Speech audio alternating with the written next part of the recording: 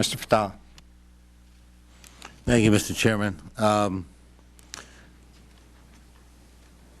Mr. Attorney General, let me welcome you to the committee. And rather than kind of go back over some of the territory that's already been over, let me just try to see if we can resurrect some of the context of all this.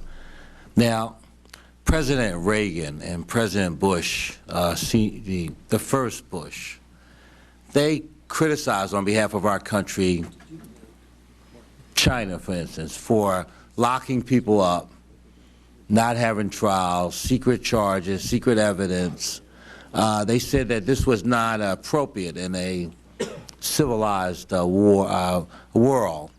I had Newt Gingrich was before the Congress, and I asked him post 9/11, what is the rule of law? Because you hear my colleagues, they're basically saying, look, if you grab somebody, you kind of think they're a problem, put them in a place over in Guantanamo, and that's it. Let's throw the key away.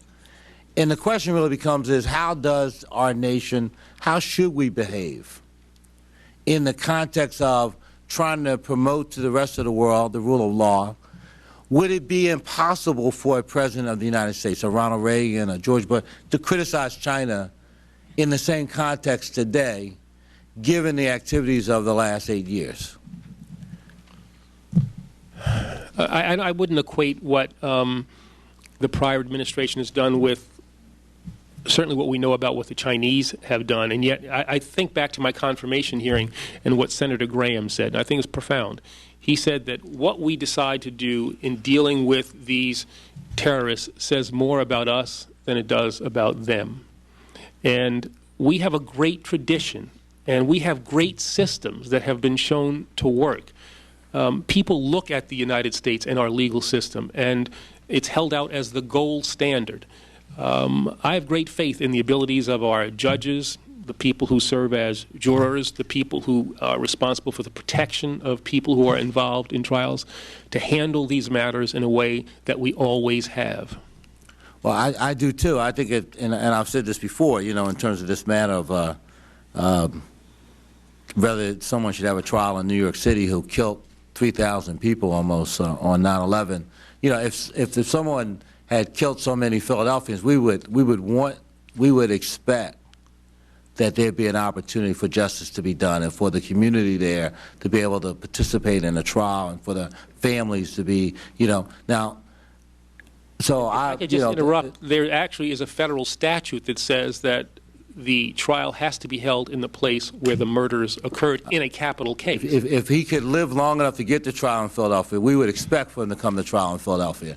So, so the idea that we can take 18, 19-year-old kids, drop them on some mountain in Afghanistan in the middle of the dark, except we're too cowardly to have a trial with all the protections that are afforded. We have the military, we got the police. We can't put somebody on trial. I mean, unless they're supermen or something. I think it doesn't befit a great nation to hesitate or equivocate on the question of, following our own laws and the impulse to justice. So in this selective amnesia of my colleagues, we saw the past Attorney General, Justice Department, prosecute a CIA employee for harming a prisoner who was suspected of terrorism. There was no complaints. There was no suggestion that this was hurting the morale of the CIA. You come along, you say you want to review these cases. You haven't put anyone on trial. You haven't charged anyone at the CIA, except you've been attacked.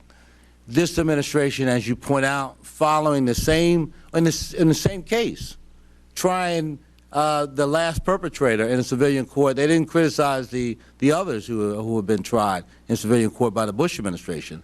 So it's all politics, and it's such unfortunate that we have American citizens who've lost their lives. We have young men and women who are risking their lives, and that here in the Congress we can't rise above our own politics. It's unfortunate, and it's an unfortunate day, but we still have to persist. And I think that I would just want to say to you as you go forward that this committee and I know that the chairman, we want to be as helpful as we can in terms of making sure you have the resources. We had a young presidency, and in that young presidency of George Bush, the second go-round, we had an attack. Thousands of Americans died. What the minority party did was we united with the majority, and we worked together to protect the country. Now we got a young presidency. We have a failed attack on Christmas Day. And what does the minority party do? They attack the president, and they attack this administration. It's a reversal of responsibility. And I would just hope that my colleagues at some point would be able to put their petty politics aside and be able to work in the best interests of our country. Thank you.